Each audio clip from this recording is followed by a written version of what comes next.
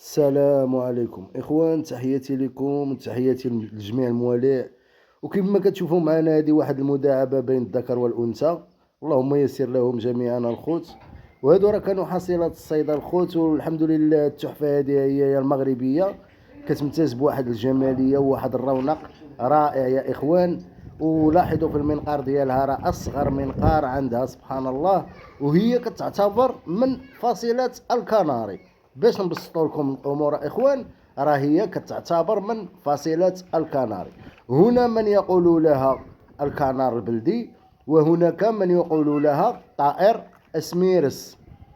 العديد من الناس والعديد من التعليقات جاوا كيقولوا باللي هذا راه طائر سميرس، ونحن هنا في المغرب نقول له بانه كنار بلدي، وهو قليل جدا في البريه. هو من الانواع المهاجره، بحال الشراشير، بحال الحسون، بحال بزاف ديال الطيور المهاجره، من الطيور المهاجره الخوت. وكنتمنى الخوت يعجبكم الفيديو، وتحياتي لكم الخوت. وراه ديما الجديد الخوت، ما كيناش يا مرحميني، ديما الجديد. اللهم يسر لكم ولجميع المسلمين كفاء اجمعين. ولاحظوا معايا الخوت الجماليه ديالهم كيفاش دايره، والروعه ديالهم كيفاش دايره. ولا بغيتوا الخوت تعرفوا الذكر من الانثى في هذا النوع هذا، هو راه اسهل حاجه الخوت هي تعرف الذكر من النتوه. دابا مثلا هذه اللي واقفه فوق الوقافه الخوت، هذه انثى. هذه انثى لماذا؟ لان اللون ديالها كيرمز بان انثى، ما عندهاش الذكر ديالها فيه الصفوريه والخضوريه بحال الذكر اللي كيبان لكم من تحت الخوت، هذاك هو الذكر. وهادو الحمد لله راه كانوا في واحد الرحله ديال البحث عن الطيور ورحله صيد، وجاب الله التيسير الخوت. كانوا جاو هما وداك الصقر الخوت مع بعضياتهم. تحياتي لكم وفرجه ممتعه الخوت، وتبعوا معايا الفيديو الخوت. الفيديو راه مازال طويل، وكما قلت لكم اخوتي هذا هو الذكر. ها هو جا عندنا لهنايا. الذكير راه ديما كيكون اللوين ديالو الخوت غادي الصفوريه والخضوريه بزاف. تحياتي لكم الخوت، وكملوا معايا الفيديو، وشكرا على المشاهدات والتعليقات الخوت. وراه كيمتاز بزاف ديال السميات. دابا راه كيقولوا له سميرس في شي بعض الدول، ونحن نقول له الكنار البلدي. وهناك العديد من الاسامي يسمونها لهذا الطائر، والحمد لله. وديروا في بالكم في ان النصر لفلسطين، وهذا كلام الله وليس كلام العبد يا اخوان. تحياتي لكم واكملوا الفيديو. أنتم تعلمون ونحن نعلم، والله هو العالم. وتحياتي لكم يا إخوان. مهم واحد خونا راه سرد لي تعليق الخوت، وقال لي واش يمكن لك اخويا نبيل تبيع لي الطويرات هادو. هاد الطويرات قال لي راه عجبوني اخويا نبيل، وبغيت نربيهم لانهم ولفوا على القفز، وهذا وهذا وهذا وهذا. هادشي اللي كاين اخوتي. انا كنقول لهم من هذا المنبر هذا راك عزيز وغالي وفوق الراس اخويا. وهادو اخويا رانا فضلتهم في المزرعه الخوت، بغيت نفرخ منهم نخرج منهم وليدات ان شاء الله، لان ما جاب الله ذكر نتوى. وكنوعدك صديقي من هذا المنبر وفي هذا الفيديو هذا، الا شديت شي ذكر انت راه غنخليهم لك اخويا من عندي كراتوي فابور بدون ريال. اللي عنده يتولع، واللي ما عندوش حتى هو يتولع اخويا المولوع.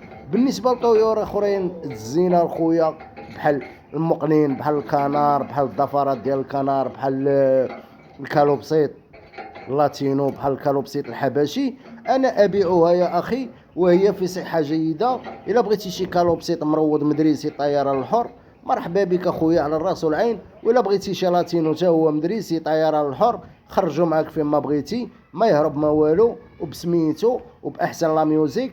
مرحبا بك اخويا. راه انت كتعرف راه نبيل هذا اخويا، راه حنا كنروضوا جميع انواع الطيور يا اخي المولوع. يا على الكلام او لا تتكلم، مهم جميع انواع الترويض.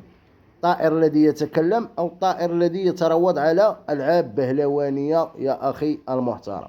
اشكرك واشكر جميع المشاهدين وجميع التعليقات التي ياتونني من عندكم يا اخوان، فانها جميله، وهي الذي كتعطينا طاقه ايجابيه يا اخوان، باش كنزيدوا نستمروا وكنزيدوا نبدعوا وكنزيدوا نبينوا لكم شي حوايج اللي كيكونوا شويه ما باينينش الخوت. بحال هاد الانواع من الطيور الخوت راه كانوا قلال في كيبانوا، والحمد لله هانتوما تمتعوا بالجمال ديالهم وغادي تولعوا بهم. ومازال ان شاء الله في المستقبل اللي غادي تشوفوا الاولاد ديالهم والفروخه ديالهم، لان ما موسم الربيع احنا فيه قرب الخوت، وموسم الربيع كيكثر فيه تجاوز الخوت. والتفراخ ديال جميع الطيور بدا من الحسون ومن الكنار ومن زيد.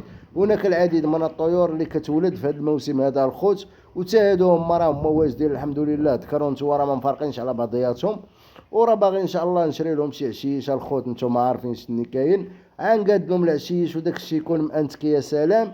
وردوا معايا البال الخوت وتابعوا معايا التعليقات الخوت وتابعوا معايا المشاهدات. الله يرضي عليكم الخوت، راه حنا غاديين بكم. والقناه الحمد لله شهرين وشي حاجه وراه جابت 1 مليون ديال المشاهده والزياده، وهذا الشيء كامل كيرجع الفضل لكم. وتحيه لاحسن عائله لقيتها في 2025 اللي دخلت علينا بالرباح اخوتي. تحياتي لكم وشكرا على التعليقات والكومنتيرات والمشاهدات وكل شيء.